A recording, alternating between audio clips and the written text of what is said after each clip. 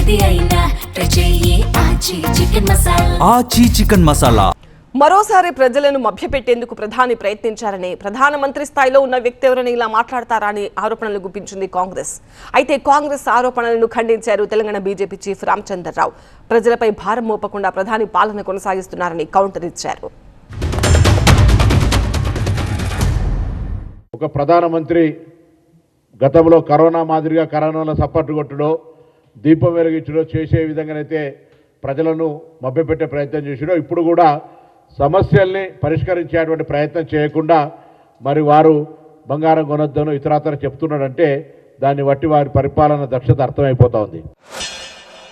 అప్పుడు ఇందిరాగాంధీ మాట్లాడినప్పుడు కానీ,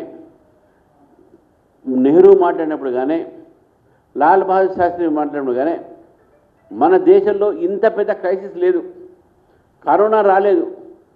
ఇప్పుడు హర్మోజ్ నుంచి మనకు రావాల్సినటువంటి ఆయిల్ కూడా సరిగ్గా రాలేని పరిస్థితులు ఉన్నాయి.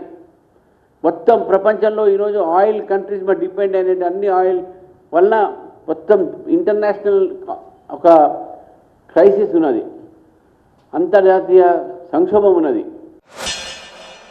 ఇలా దేశ ప్రజలకు ఏం చెప్పదలుచుకున్నారు? మేము బలహీనమైనటువంటి ప్రభుత్వాలమై భారత ప్రజల ఆకాంక్షలకు అనుగుణంగా నడపలేము. మేము భారతీయ జనతా పార్టీని మీరు గెలిపించడం పొరపాటు. మీరు ఆయన అస్సాం లాంటి దేశంలో రాష్ట్రంలో కూడా మేము ఈ విధంగా గెలిపిస్తున్నాం, బెంగాల్ కూడా మొదటిసారి గెలిపించినాం. కానీ మీరు మాత్రం బంగారం కొనద్దు, మీరు మాత్రం డీజిల్ వాడద్దు, మీరు మాత్రం నూనె తక్కువ వాడాలి, ఈ దేశం గందరగోళ పరిస్థితులు ఉన్నది.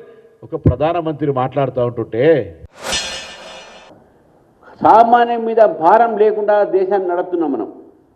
మళ్ళీ ఎక్కడో చోట ఆస్టిరిటీ అంటే ఎక్కడో చోట మనం మన ఆర్థిక వ్యవస్థను అదుపులో తీసుకురావాలి కదా. ఈ విషయంలో మరి ఏం మాట్లాడుతున్నారో ఒక్కసారి కాంగ్రెస్ పార్టీ ఆలోచించాలి. చిదంబరం గారు 2013లో గోల్డ్ కొనొద్దన్నారు మీ కాంగ్రెస్ ఫైనాన్స్ మినిస్టర్. మళ్ళీ అప్పుడు ఎందుకు మాట్లాడలేట్లేదు మీరు? మల్లికార్జున ఖర్గే ఏం చేస్తున్నారు అప్పుడు? రాహుల్ గాంధీ గారు ఇప్పుడు మాట్లాడుతూ ఉన్నారు. ఏదైతే ప్రధానమంత్రి గారు చెప్పారో ఈ అప్పీల్స్ అన్నీ కూడా దేశం కోసము, దేశ ఒక ప్రగతి కోసము.